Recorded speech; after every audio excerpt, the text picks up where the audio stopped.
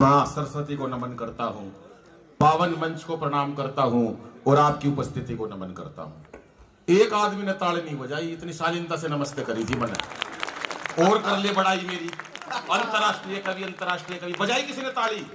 आप सब जानते होंगे अनिल अग्रवंशी देश के कोने कोने में गया, मैं आज तक कोने में नहीं गया।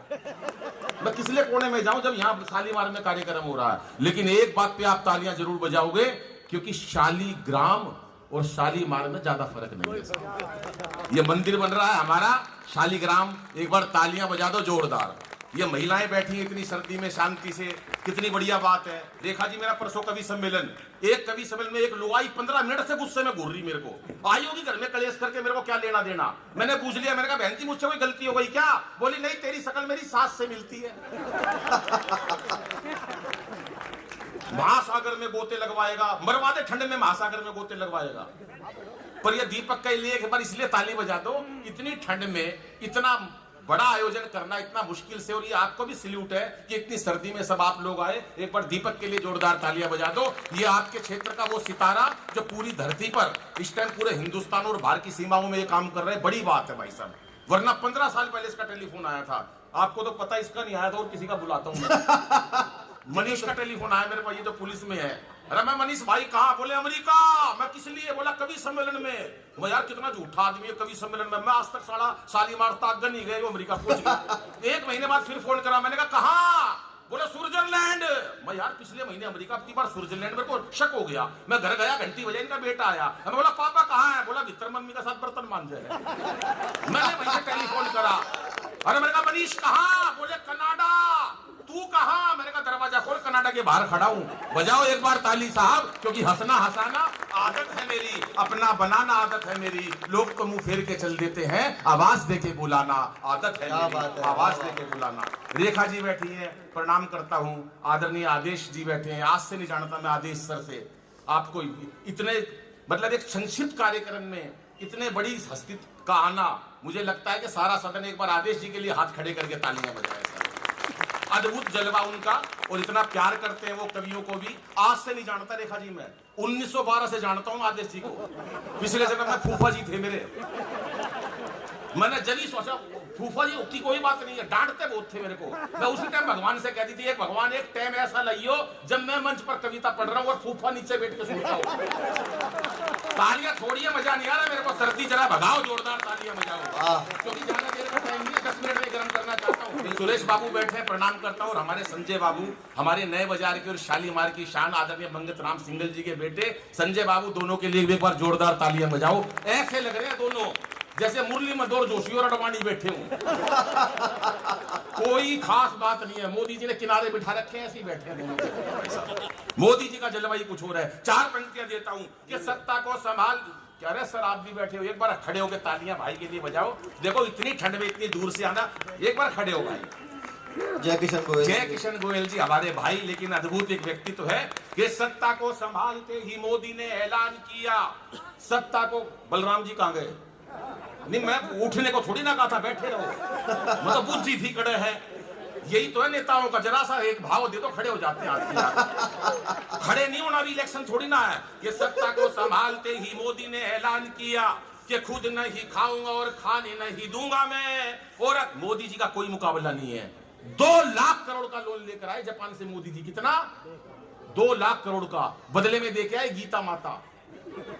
50 साल का लोन है। 50 साल बाद जब वो लोन नहीं उतरेगा तो जापानी गीता माता को खोल के देखेंगे, उसमें लिखा होगा क्यों व्यर्थ चिंता करते हो। तुम्हारा क्या गया जो तुम रोते हो? जो आज तुम्हारा है कल किसी। हाथ खड़े करके ताली बजाओ साहब। कि सत्ता को संभालते ही मोदी ने ऐलान किया कि खुद नहीं खाऊंगा और खाने नहीं दूंगा मैं। और अखिलेश बोले अब जिंदगी में राहुल को अपनी ये साइकिल चलाने नहीं दूंगा मैं। अमित शाह बोले चाहे कोई भी जुगाड़ करूं, गवर्नमेंट किसी को बनाने नहीं दूंगा मैं। और अब चौथी पंक्ति पे हाथ उठा के तालियां चाहिए, स्कोड रोमियो योगी जी का याद करना।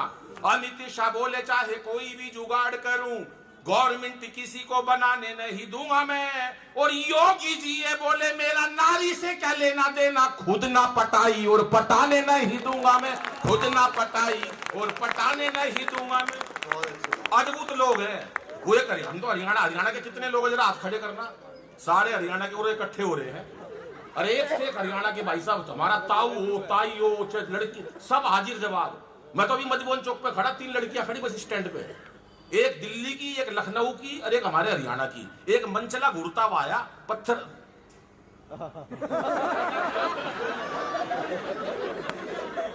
और काट दो रास्ता मेरा। तो 3 लड़कियां खड़ी बस स्टैंड पे। तू कहां गया था? तू हर गैर टाइम जाता, मैंने कई बार देखा, और हाथ मसलते हुए आता है। तू करता क्या वहां जाके? नहीं, ऐसे ऐसे लोग पड़े हैं भाई साहब दुनिया के अंदर है जी। बलराम भाई, उनसे क्या बात कर रहे हो? ये माइक किसने छेड़ा है? माइक पर छेड़ बेटा, ऐसे मत कर। सरदार जी इसको समझा लो थोड़ा सा। देखो कितना बढ़िया कार्यक्रम है ये मंच। हंसी की तो बहुत बातें बताऊंगा, लेकिन 2-4 बातें ऐसी भी बताऊंगा कि लगे कि ग्राम का मंच है। थोड़ा सा ये तो हास्य का माहौल इसलिए बना दिया कि लोग सर्दी में बैठे हैं, कुछ उत्साह, क्योंकि जीवन में टेंशन तो कोई है भी। हमारे प्रताप भाई फौजदार जब आएंगे, आप देखना ठाकों से आपको गर्मी लगेगी, आपको ठंडी लगेगी, इतना हंसोगे आप। हमारे भाई, हमारे महेंद्र जनेबी जी, हमारे बड़े भाई बैठे हैं। लेकिन दोस्तों क्या है, जीवन में टेंशन नहीं रखनी चाहिए। कोरोना का दिन गए, क्या दिन नहीं देखे हमने बलराम भाई? कोरोना में क्या टाइम नहीं देखा हमने? क्यों बलराम भाई? वही लुगाई देखी 2 साल तक। काम वाली आती नहीं थी, लुगाई नहाती नहीं थी, मेकअप का सामान खत्म हो गया। तू ही थी मेरे साथ, लुगाई को पहचानने से मना कर दी लोगों ने। सच बता रहा हूं भाई साहब, इतने लोग कोरोना से नहीं मरे जितने लुगाई की शक्ल देख के मर गए। एक दिन तो मेरे से कह रही बेसन पकोड़े खाऊंगी, बेसन लेकर आ। मैं पकोड़े खाई, बेसन लेकर आ। पुलिस डंडे मार रही है बाहर। मोदी जी ने लठ लगा रखे हैं, दे लठ पे लठ पड़ रहे हैं। बोले चुपचाप चला जा, बेसन लिया, पकोड़े खाने का मन है। बाबूजी मैं सच बता रहा हूं, बेसन लेने गया था, सूजी लेके आया। मार मार के सुझा दिए पुलिस वाले ने। बोली लिया आया, मैं बना ले हलवा, सूजी लाया हूं। तो टेंशन नहीं रखनी है, हमेशा मस्ती से रहना है। टेंशन रख के क्या करोगे साहब? हर आदमी टेंशन में बैठा है। मारा एक बैठा टेंशन, वर्मा तू टेंशन में क्यों बैठा है? बोले अनिल भाई एक दिन सारी दुनिया मर जाएगी। अरे मैं टेंशन में क्यों बैठा है? तू दुनिया तो मरेगी, तेरा ठेका थोड़ी ना भगवान देखेगा। बोला नहीं अनिल भाई, एक दिन ये सारी दुनिया मर जाएगी। तो मैं कहा तू टेंशन में क्यों बैठा है? बोला जो सब तो आखिरी में मरेगा उसने शमशान घाट कोड़ लेके जाएगा। कर लो, किस किस की टेंशन दूर करोगे भाई साहब? तो 3 लड़कियां बस स्टैंड पे खड़ी, वो एक दिल्ली की थी, एक लखनऊ की थी, एक हरियाणा की थी। एक मंचला घुड़ता हुआ जा रहा, पत्थर पे पांव लगा, नीचे गिर गया। तो पहले दिल्ली वाली उसको, लखनऊ वाली क्या बोली, थोड़ा अदब का शहर है ना, ओहो चोट लग गई बेचारे के। हरियाणा दिल्ली वाली थोड़ी एटीट्यूड वाली, बदतमीज कहीं का, मारा हरियाणा की और ताड़ ले अपनी बुआ ने। ये है हमारा हरियाणा। अरे मैं तो मेट्रो में बैठा, ताऊ मिल गया मेरे को, मेरे से बोला छोरे बलबीर का है। मैं ताऊ, मैं बलबीर का कोनी, पर ताऊ के कहां चैन? अरे बोला बलबीर का है। मैं ताऊ 3 बार मना कर दी, मैं बलबीर का कोनी, पर ताऊ के कहां? ताऊ तो ताऊ था हरियाणा का। बोला बलबीर का है। मैंने गुस्से में कहती हाँ बलबीर का हूं। बोला होगा भाई बलबीर का, पर तू लागता कोनी। कोई मुकाबला नहीं हमारे हरियाणा का साहब। 5 आदमी चुनाव करे उन्होंने, बोले पाकिस्तान निपटाना है। बोले कौन निपटाओगा? बोला एक तो बाबा रामदेव। अरे बोला बाबा रामदेव पाकिस्तान को नहीं निपटा सकते। अरे बोला निपटा देगा, इन्होंने बड़े बड़े उद्योगपति निपटा दिए। 5 लोगों लेने थे पाकिस्तान निपटाने के लिए। बोला दूसरा नंबर, बोला दूसरा ले लो केजरीवाल साहब को। एक बोला यार केजरीवाल साहब अभी नए नए राजनीति में आए, वो पाकिस्तान को नहीं निपटा सकते। एक बोला यार टीम में तो ले लो, निपटाएगा नहीं, कम से कम दुखी तो कर देगा। नंबर 3 बोले राहुल जी को ले लो। एक बोला यार राहुल भोले वाले आदमी है, राहुल जी से पाकिस्तान नहीं निपटेगा। बोला यार निपटा देगा, इसने 125 साल पुरानी कांग्रेस निपटा दी। वो एक हरियाणा के बच्चे से सवाल कर दिया मास्टर जी ने, बेटा कांग्रेस की स्थापना किसने करी, इसका जन्म कब होया?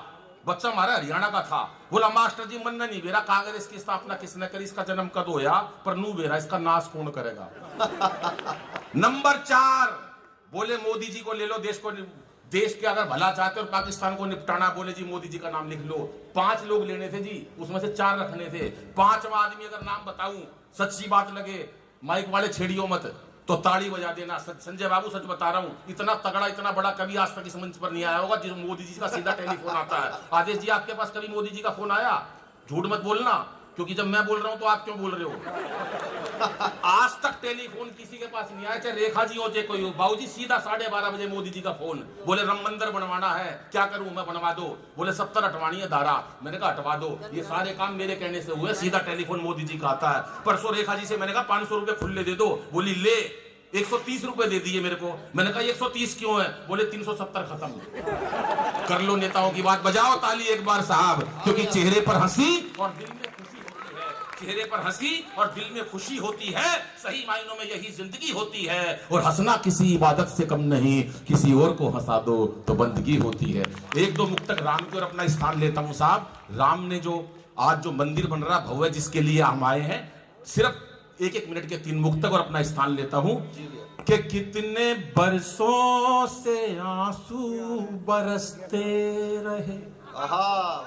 500 साल का ये, अब ये उस काम पर आ गया हूं जिस कार्य के लिए हम आए हैं। ये तो हंसी ठाके आपके बीच में थे, 1 घंटा और आपको हंसा सकते थे, लेकिन ठंड बहुत है और पूरी टीम है। 3 मुक्तक सुनाकर अपना स्थान लेता हूं। सर सुनिएगा सुरेश बाबू, कि कितने बरसों से आंसू बरसते रहे, तंज अपमान के हमको डसते रहे, लौट कर फिर यहाँ राम कब आएंगे, लौट कर फिर यहाँ राम कब आएंगे, दर्शनों को ये नैना तरसते। प्रीति जी आपका स्वागत है।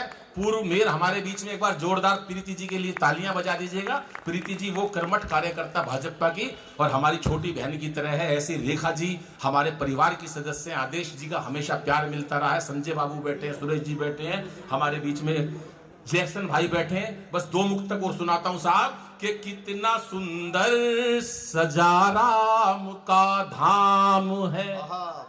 तालियां हंसी पे ही नहीं आनी चाहिए, इन बातों पे उससे भी ज्यादा मिलनी चाहिए। कि कितना सुंदर सजा राम का धाम है, हर जुबां पर बसा राम का नाम है, सारी दुनिया ही अब राम में हो गई, जिस तरफ देखिए राम ही राम है, जिस तरफ देखिए राम ही राम है। और अंतिम मुक्तक पढ़ता हूं साहब, और ये समर्पित करता हूं आदेश जी को, प्रीति जी को, रेखा जी को और जैक्सन जी को। ये आप चारों के लिए और आपकी तालियां, कि राम को लाने वालों का आभार है।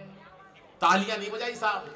कि राम को लाने वालों का आभार है, प्यार उनसे जिन्हें राम से प्यार है, प्यार तुम भी रहो, प्यार हम भी रहें, प्यार तुम भी रहो, प्यार हम भी रहें, इस दफा देखना 400 पार है, इस दफा देखना 4। जय श्री राम, जय श्री राम। और अंत में 4 पंक्तियां इस संस्कारों की, क्योंकि संस्कारों का हमारा देश, हमारा प्यार, हम बेटियों को गर्भ में मार देते हैं। जब 4 पंक्तियां कहना चाहता हूं। आदरणीय सरदार जी बैठे हैं। ये वो मंच जहां एक मुसलमान कविता पढ़कर गया, ये वो मंच जहां प्रताप फौजदार जी बैठे हैं, ये एक मंच जहां पर ईसाई जैसी शक्ल की लड़की बैठी है। नहीं, लड़की चाहे किसी की भी हो, शक्ल इसकी ईसाई जैसी है। अंग्रेज का घाट कौन है? या मैं बोला इतना सुंदर दिखती हो, इतना सुंदर लिखती हो। बोली भगवान ने मेरे को अपना हाथ बनाया है। मैं बोला मैं कौन सा गूगल तो डाउनलोड कराया था। 4 पंक्तियां बेटियों के लिए कहना चाहता हूं कि इसे बेटा बना पालो तो इतिहास छू लेगी, इसे बेटा बना पालो तो ये इतिहास छू लेगी।